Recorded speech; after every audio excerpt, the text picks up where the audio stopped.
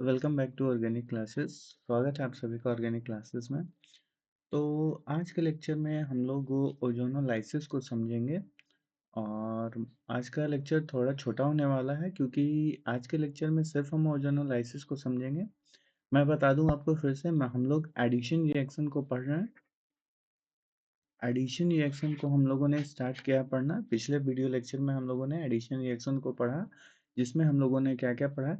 सबसे पहला reaction with ACO2 को पढ़ा, है ना।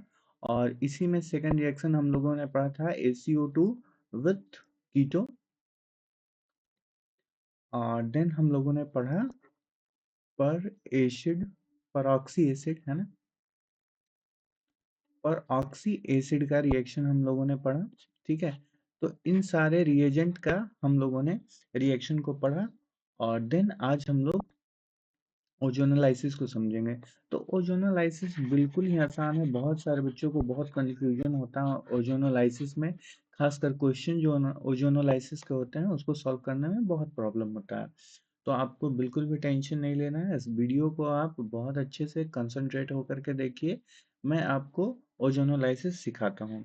देखिए ओजोनोलाइसिस में होता क्या है, सबसे पहले ये समझिए। ठीक है। तो ओजोनोलाइसिस जब भी होगा, ठीक है, तो डबल बॉन्ड या ट्रिपल बॉन्ड वाले में होगा। या तो डबल बॉन्ड कार्बन हो, कार्बन कार्बन डबल बॉन्ड हो, या ट्रिपल बॉन्ड हो। ठीक है। क्या हो? ट्रिपल बॉन्ड हो। ये होगा तभी होगा। सिंगल बॉन्ड मतलब सेचुरेटेड कंपाउंड में, ठीक है, सैचुरेटेड में कभी भी ओजोनोलाइसिस नहीं होता है। ठीक है। सबसे पहला बात तो आपको ये ध्यान में रखना है, सबसे पहला पॉइंट। ठीक है। अब देखिए ओजोनोलाइसिस को हम लोग सिंपली एक एग्जांपल के थ्रू समझते हैं। ठीक है। एक एग्जांपल हम लोग ले लेते हैं, सिंपल एग्जांपल, जिसके थ्रू हम लोग ओजोनोलाइसिस को और उसके मैकेनिज्म को समझेंगे। तो आइए बिना देर किए हुए हम लोग एग्जांपल की ओर आगे बढ़ते हैं। मान लिया कि हमें एक एग्जांपल दिया हुआ है ना। एक एग्जांपल दिया हुआ है CH2 डबल बॉन्ड CH2। ठीक है। ये क्या है? अल्कीन है। ठीक है। तो अल्कीन के केस में क्या होगा, इसका ओजोनोलाइसिस कराना होगा। ठीक है।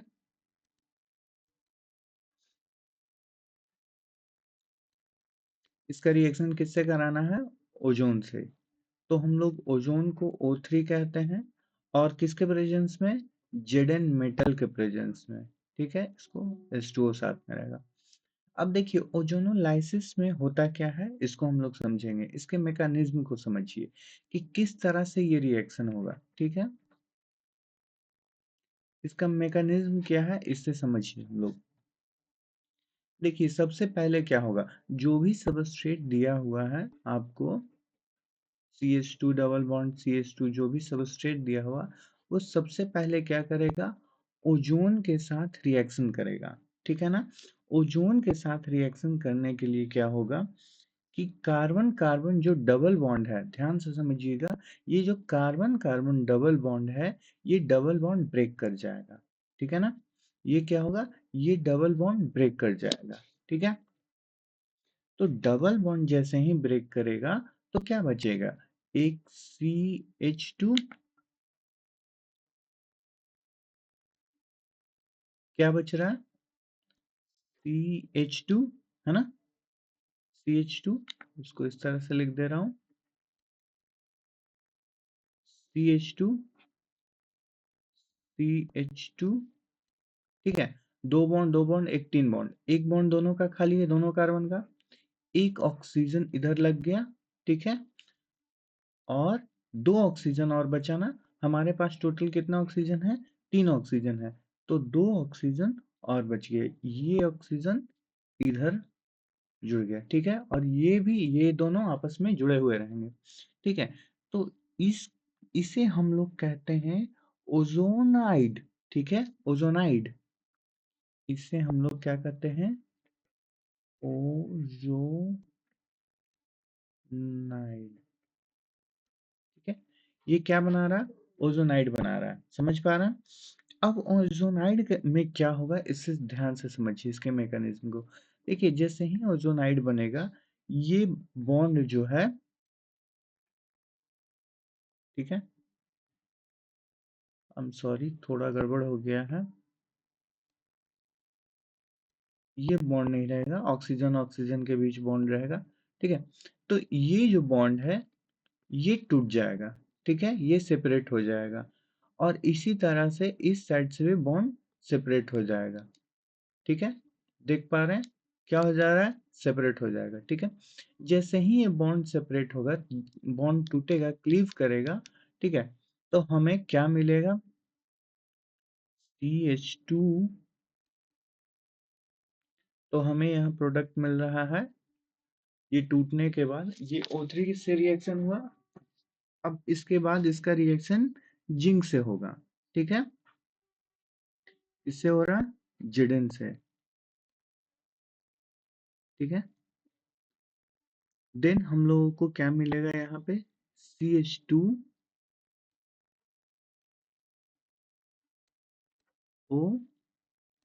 Plus CH2O।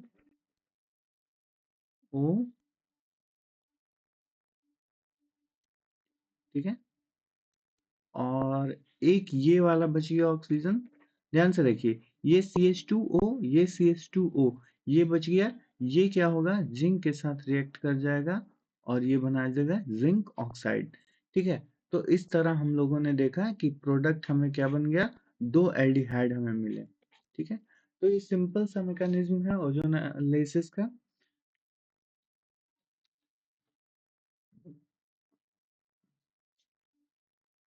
मैं एक क्वेश्चन को और लेकर के बता रहा हूँ, आप लोग बिल्कुल भी टेंशन नहीं लेंगे, घबराने वाली बात नहीं है।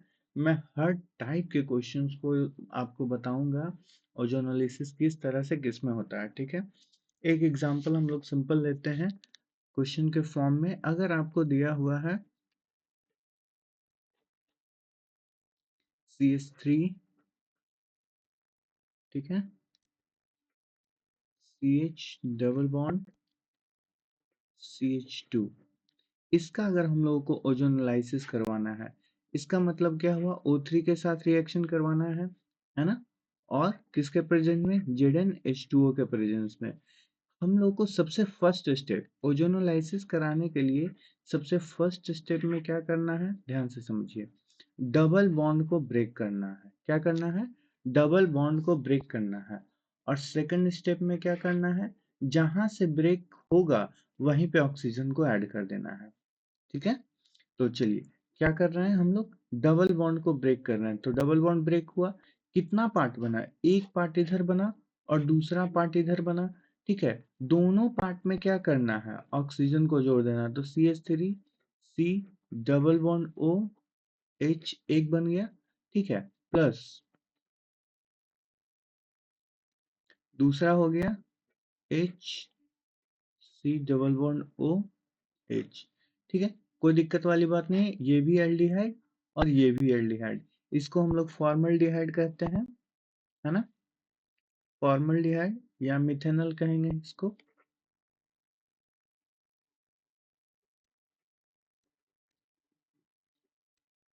या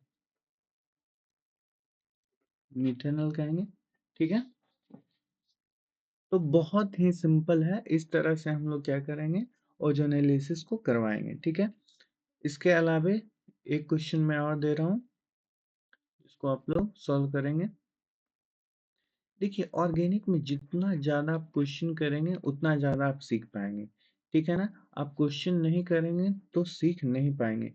इसलिए आप हमेशा कोशिश कीजिए कि ज़्यादा से ज़्यादा क्वेश्चन को किया जाए। ठीक है, यहाँ लगा हुआ CH3, यहाँ भी लगा हुआ CH3, और ये है डबल बॉन्ड CH2। इसका हमें क्या करवाना है, ओजोनलाइसिस करवाना है। क्या होगा, O3 के साथ होगा रिएक्शन, किसके प्रेजेंस में, जिंक और H2O के प्रेजेंस में। करना क्या होता है ओजोनोलाइसिस में, सबसे पहला स्टेप मैंने क्या सिखाया, डबल बॉन्ड का ब्रेकिंग। जैसे ही हम लोग डबल बॉन्ड को ब्रेक करेंगे, ध्यान से देखिए, दो पार्ट बनेगा, एक ये वाला, है ना, और एक ये वाला। दोनों में क्या करना है, सिर्फ और सिर्फ ऑक्सीजन को ऐड कर देना है। तो हमें पहला क्या दिया हुआ है, CH3, है ना, CH3। इसमें हम लोग ऑक्सीजन को ऐड कर देते हैं, ये पहला हो गया। और दूसरा वाला क्या हो गया, C डबल बॉन्ड OH, ठीक है। दैट मीन्स क्या बन गया, एक कीटोन और एक एल्डिहाइड बन गया,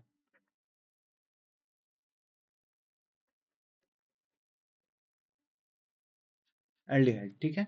इसका मतलब है कि ओजोनोलिसिस से जो प्रोडक्ट बनेगा, आइदर वो एक एल्डिहाइड एक कीटोन बने या दो एल्डिहाइड दो कीटोन बने, ठीक है। तो यहाँ तक कोई दिक्कत नहीं होगा।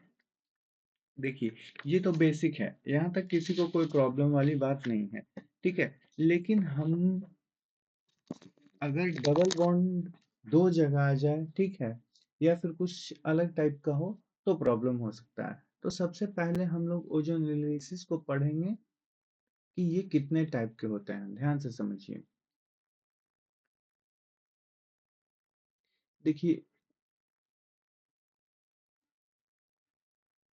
ओजोनोलिसिस जो होते हैं, ये बेसिकली दो टाइप के होते हैं, ठीक है। बेसिकली दो टाइप के होते हैं। एक होते हैं रिडक्टिव ओजोनोलिसिस, रिडक्टिव, और एक होता है ऑक्सीडेटिव,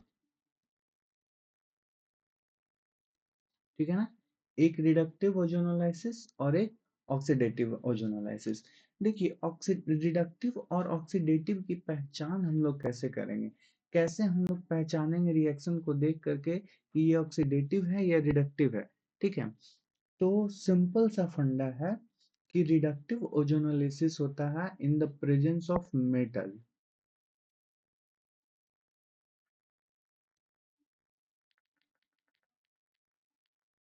ठीक है।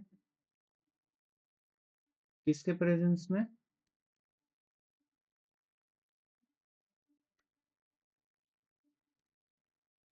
प्रेजेंस ऑफ मेटल, ठीक है।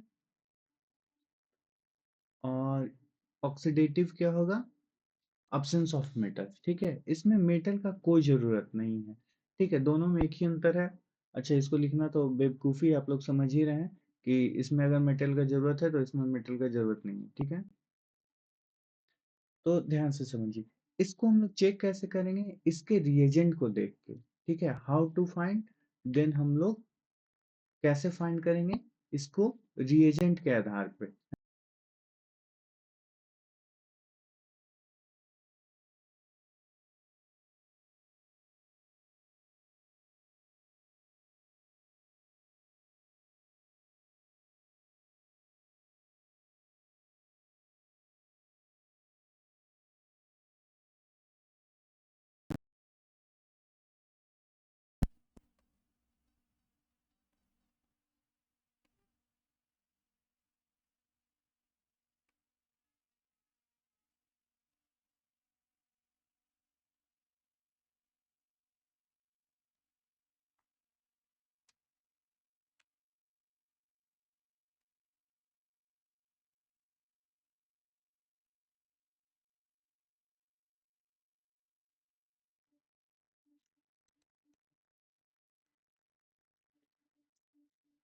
तो हम लोग किस तरह से डिफरेंशिएट कर सकते हैं, रिएजेंट के आधार पे, है ना। तो रिएजेंट क्या होगा, ध्यान से समझिए। जब भी रिडक्टिव ओजोनोलाइसिस होगा, तो रिएजेंट आपका मेटल दिया हुआ होगा, है ना।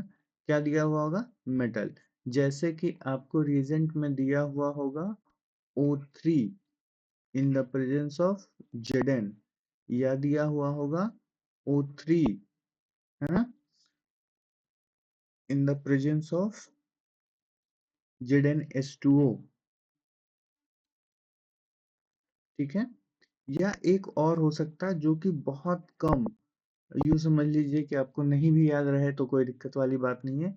मेनली यही दोनों है, ऊपर वाला, है ना, मिथाइल थायोईथर, ठीक है। अगर मिथाइल थायोईथर भी है तो भी होगा। खैर, ये आप नहीं भी लिखेंगे तो भी कोई दिक्कत नहीं है,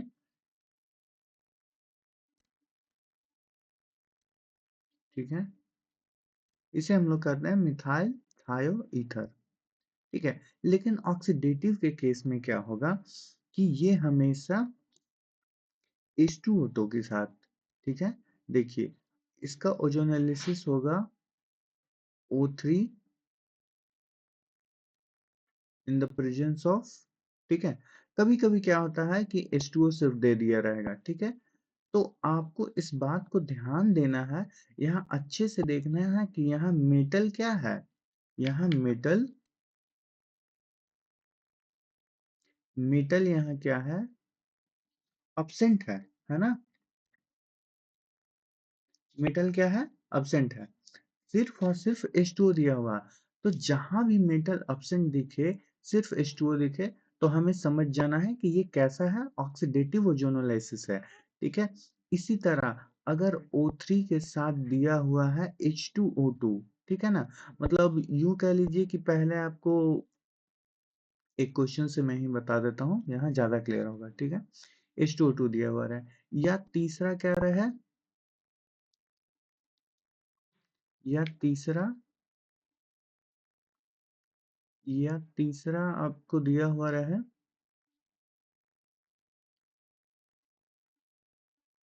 हॉट KMNO4, हॉट KMNO4। अब देखिए इन सभी में ये तीनों, ठीक है ना, बहुत इंपॉर्टेंट है, ये ठीक है। देखिए कभी कभी क्या होगा, कभी कभी क्या होगा कि ऑक्सीडेटिव रिडक्टिव से ऑक्सीडेटिव बनाया जाएगा, ठीक है ना। मतलब क्या कराया जाएगा रिएक्शन में। चलिए मैं एक एग्जांपल से ही बताता हूँ आपको, मैं एक एग्जांपल से ही आपको समझा देता हूँ किस तरह से ये होगा रिएक्शन, ठीक है। आइए एक एग्जांपल हम लोग लेते हैं। अब आपको कंफ्यूज नहीं होना है कि हमने जो पीछे पढ़ा है वो ऑक्सीडेटिव था या आइदर रिडक्टिव था। वो सारा मैंने रिडक्टिव ओजोनालिसिस को पढ़ा है। देन अब हम लोग रिडक्टिव की ओर आगे बढ़ते हैं, ऑक्सीडेटिव की ओर आगे बढ़ते हैं, ठीक है। देखिए ऑक्सीडेटिव के केस में क्या होगा, सिंपल सा एक क्वेश्चन हम लोग लेते हैं, ठीक है। एक क्वेश्चन अगर दिया हुआ है CH3, ठीक है, कोई दिक्कत वाली बात नहीं है। C डबल बॉन्ड CH, इसमें भी एक ग्रुप लग गया CH3, ठीक है, एक ग्रुप इसमें भी लगा हुआ CH3, ठीक है। अब इसका रिएक्शन सिंपल दिया हुआ है O3, ठीक है, मतलब ओजोनोलिसिस करवाना है H2O, और देन यहाँ लिखा हुआ है H2O2, ठीक है। अब ध्यान से समझिए, आइदर H2O रहे या ना रहे हम लोग को कंसिडर करना है, ठीक है ना। बहुत सारे जगह ऐसा भी होता है कि ये क्या होगा, H2O कंसिडर, H2O दिया हुआ नहीं रहेगा, ठीक है, H2O दिया हुआ नहीं रहेगा, या तो इस टाइप से क्वेश्चन हो, ठीक है ना। और यहाँ बताना हो कि निकालिए ये X, सॉरी मैं इसी कलर से लिख देता हूँ ताकि आप लोग को कंफ्यूजन ना हो। देखिए आप लोग को ये फाइंड करना रहेगा कि ये क्या है ना, इसे फाइंड कीजिए। आप लोग माइट भी गलत समझ जाए इसको, ए, ठीक है। तो इस ए को फाइंड करना है, आइदर इसी क्वेश्चन को क्या दिया हुआ रहेगा, इसी क्वेश्चन को इस तरह से चेंज करके दिया जा सकता है CH3, C double bond O sorry CH3 CH3, है ना, ये O3 के साथ रिएक्शन है in the presence of H2O, ठीक है। देन हम लोगों को क्या मिलेगा, कोई A मिलेगा, और फिर इसका रिएक्शन दिया हुआ रहेगा H2O2 के साथ, then B, and find A and B, ठीक है। तो ज्यादातर आजकल जो नीट में क्वेश्चन पूछे जाते हैं वो इस फॉर्मेट से पूछे जाते हैं, ठीक है। तो आप लोग को बिल्कुल भी नहीं घबराना है, चाहे जैसे भी क्वेश्चन पूछे सॉल्व करना है, ठीक है। दोनों के केस में एक ही तरह से सॉल्व होगा, कोई टेंशन नहीं लेना। सबसे पहला काम क्या करना है कि हम लोग को ये देखना है कि इसका रिएजेंट क्या है, ठीक है। तो हम लोग यहाँ देखें O3H2O क्या है, O3H2O, इसका मतलब ओजोनोलाइसिस हो रहा है, यहाँ भी ओजोनोलाइसिस हो रहा है, लेकिन किस तरह का ओजोनोलाइसिस हो रहा है? क्या रिडक्टिव है या ऑक्सीडेटिव है? अगर मेटल है, ठीक है, अगर मेटल है तो इसका मतलब है कि रिडक्टिव है। अगर मेटल नहीं है, ठीक है, तो कैसा है? ऑक्सीडेटिव है। ठीक है, अगर मेटल है तो रिडक्टिव और मेटल नहीं है तो ऑक्सीडेटिव। ठीक है, तो हम लोग साफ साफ देख रहे हैं कि यहाँ मेटल नहीं दिया हुआ, जहाँ मेटल नहीं दिया होता है वहाँ क्या होगा? ऑक्सीडेटिव होगा। तो देखिए किस तरह से हम लोग इसको सॉल्व करेंगे। क्या दिया हुआ है हमारे पास? CH3, C double bond, CH3, ठीक है, CH3। देखिए जैसे ही हम लोग इसको ऑक्सी ओजोन के साथ रिएक्ट करवाएंगे, ठीक है, क्या होगा? हमने सबसे पहला स्टेप आपको क्या बताया? डबल बॉन्ड को ब्रेक करना है। तो डबल बॉन्ड को हमने खोज के ब्रेक कर दिया। उसके बाद कितने पार्ट में डिवाइड हो रहा है इसे समझना है। ठीक है, तो देखिए ये एक पार्ट में डिवाइड हो रहा है, ध्यान से देखिए, जहां से डबल बॉन्ड है वहां से डिवीजन को देखना। ये एक पार्ट में डिवाइड हुआ और दूसरा ये एक पार्ट में डिवाइड हुआ, है ना? दोनों के बीच डबल बॉन्ड था। कुछ नहीं करेंगे हम लोग, क्या करेंगे? देखिए ये CH3 है, C, कोई दिक्कत वाली बात नहीं है, CH3, ठीक है, डबल बॉन्ड तो यहीं से ब्रेक हुआ, तो जहां से ब्रेक होगा वहीं हम लोग ऑक्सीजन लगा देंगे। ठीक है, जहां से ब्रेक होगा वहीं हम लोग ऑक्सीजन लगा देंगे। अच्छा ये तो पहला बन गया। दूसरा क्या बनेगा हम लोगों का? कार्बन, ठीक है, एक हाइड्रोजन इधर लगा दे रहे हैं, डबल बॉन्ड ऑक्सीजन यहीं ब्रेक हुआ है, ध्यान से देखिए इसी पोजीशन पे ब्रेक हुआ है, ठीक है, और एक क्या है? CH3 है, एक CH3 है, सिंपल। एक क्या बन गया हमारा?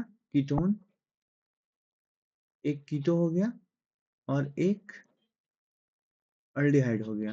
ठीक है, एक कीटो और एक एल्डिहाइड हो गया। ठीक है, कोई दिक्कत वाली बात नहीं है। अब क्या होगा कि इसका H2O2 के साथ रिएक्शन होगा। ठीक है, तो जैसे ही ये तो A बन गया, इसे हम लोग क्या कह रहे थे? A प्रोडक्ट कह रहे थे। अच्छा आप लोग को कंफ्यूज नहीं होना है, A में ये भी है और ये भी है, ठीक है ना? अब A का रिएक्शन हम लोग किसके साथ कर रहे हैं? H2O2 के साथ कर रहे हैं, है ना? तो H2O2 के साथ क्या होगा इसको समझिए। H2O2 के साथ एक जो कीटोन है, ठीक है, वो कीटोन रह जाएगा। ध्यान से समझिए इस बात को, कीटोन जो है वो कीटोन रह जाएगा, लेकिन एल्डिहाइड क्या होगा? कार्बोक्जिलिक एसिड में चेंज हो जाएगा। ठीक है, देखिए ये जो हमारा है CH3, C double bond O, CH3, ये रह गया। ठीक है, लेकिन क्या होगा यहाँ पे?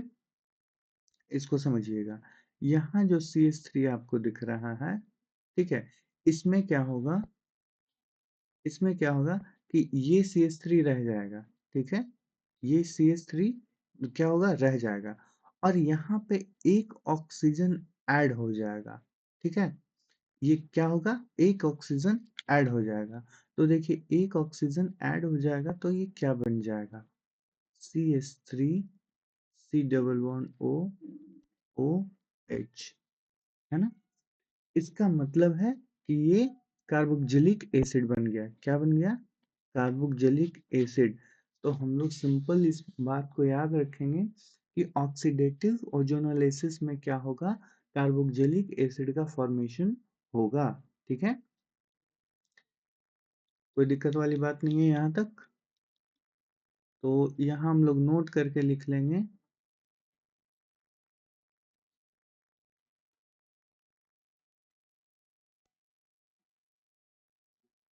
इन ऑक्सीडेटिव ओजोनोलाइसिस